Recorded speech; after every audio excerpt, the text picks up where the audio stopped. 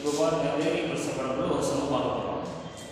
Question is solve x minus y whole square dy by dx is equal to 1.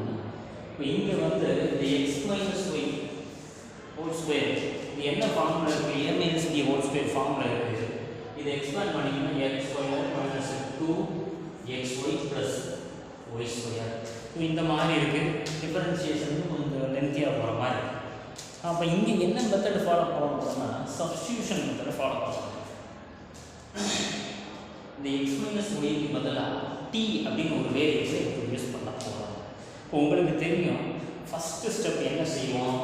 கிவன்னு போட்டு இதை அப்படியே எடுத்து இங்கே எழுதிக்குவோம். இது ஈக்குவேஷன் 1 அப்படின்னு வச்சுக்கோங்க.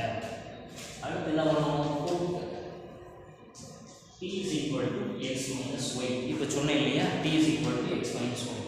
இந்த t என்ன செய்ய போகிறோம்? டிஃபரன்ஷியேட் பண்ண போகிறோம். இந்த respect to x dt by dx is equal to x differentiate பண்ணால் 1, y டிஃபரன்ஷியேட் பண்ணால் dy by dx.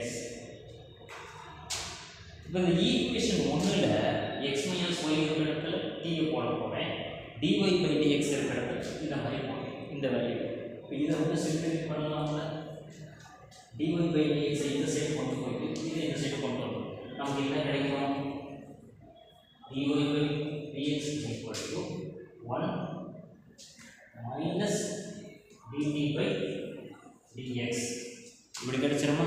இப்போ ஈக்குவேஷன் 1ல் எல்லாத்தையும் சப்ஸ்டியூட் பண்ணுவோம். ஈக்குவேஷன் 1ல் என்ன t ஸ்கொயர் வந்துருமா? dy by dx க்கு பதில் என்ன போடுவோம்? 1 minus dt by dx is equal to 1. இப்போ நான் இங்கே என்ன பண்ண போகிறேன்னா இந்த டி ஸ்கொயர் அப்படி இங்கே கொண்டு வந்துடலாம். என்ன ஆகும்? Divided by T square. இப்போ அடுத்து வேறு என்ன இருக்குது? இந்த dt பை dx இந்த சைடு கொண்டு வந்துடும், இதை இங்கே கொண்டு வந்துடும். இப்போ நமக்கு எப்படி வரும்? 1 minus 1 by T square which is equal to dt by dx. இதை இன்னும் சிம்பிளிஃபை பண்ணலாமா? இங்கே கிராஸ் ப்ராடக்ட் பண்ணிங்கன்னா T square minus 1 by T square which is equal to dt by dx. இப்போ உங்களுக்கு தெரியும் அடுத்து என்ன செய்வோம்? வேரியபிள் செப்பரேட்னா என்ன செய்வோம்? எக்ஸ் வேரியபிள் தனியாக ஒய் வேரியபிள் தனியாக கொண்டு வருவோம். இங்கே வந்து டியும் எக்ஸும் இன்வால்வ் ஆகிக்கிறதுனால நான் டி தனியாக எக்ஸ் தனியாக கொண்டு போவோம். அப்போ இது நியூமரேட்டர் போயிடும், இது denominator. இங்கே dx is equal to dt by t square by t square minus 1 into dt.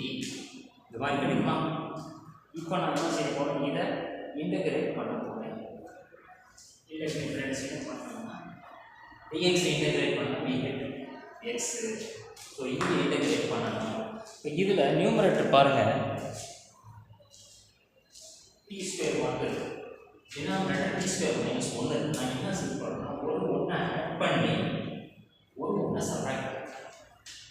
இப்போ 2 பார்ட்டாக போயிடும். அடுத்து நான் ஆட் பண்ணுறதுனால சப்ராக்ட் பண்ணுறதுனாலையோ எந்த ஒரு சேஞ்சும் ஆக போகிறதில்ல. ஏன்னா ஒரு 1 ஆட் பண்ணி ஒரு 1 சப்ராக்ட் பண்ணுறோம், அவ்வளோதான். இந்த டேர்ம் தனியாக integration 1 by t square minus 1 இது ஒரு டேர்ம் ஆகும். dt plus t square minus 1 by t square minus 1 இது dt. இது ஒரு டேர்ம் அடுத்து இங்கே புரிஞ்சா? இப்போ உங்களுக்கு தெரியும் இதையும் இதையும் கேன்சல் பண்ணிடலாம். dt இன்டகிரேட் பண்ணி t. இப்போ இங்கே உங்களுக்கு தெரியும் டினாமினேட்டர் டிஃபரன்ஷியேட் பண்ணுறப்ப நியூமரேட்டர் வந்துருச்சுன்னா நம்ம லாக் ஆஃப்னு போட்டு டினாமினேட்டரில் என்ன வருதோ அதை போடுவோம். ஸோ இங்கே டி ஸ்கொயர் டிஃபரன்ஷியேட் பண்ணால் 2t. இங்கே நியூமரேட்டர் இல்லை, இங்கே 1 டிஃபரன்ஷியேட் பண்ணால் 0. சப்போஸ் இங்கே 2t இருந்தால் நம்ம என்ன செய்யலாம்? லாக் டி ஸ்கொயர் மைனஸ் 1ன்னு போட்டுடலாம். அங்கே அந்த மாதிரி இல்லை, வெறும் 1 தான் இருக்குது.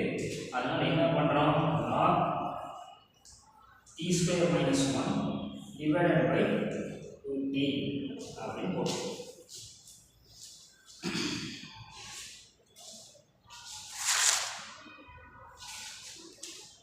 இப்போ எங்கெல்லாம் t இருக்குதோ அந்த இடத்துல ஃபுல்லாக எக்ஸ் மைனஸ் ஒய் சப்ஸ்டியூட் பண்ணிட்டோம்னா கேஸ் ஓவர். இந்த இடத்துல எக்ஸ் மட்டும் போட்டேன் இல்லையா, இங்கே எக்ஸ் ப்ளஸ் ஜென்ரலாக வந்து இன்டகிரேஷனில் வந்து இன்டகிரேஷன் பண்ணுறப்போ ஒரு கான்ஸ்டண்ட்டாக ஆட் பண்ணும்.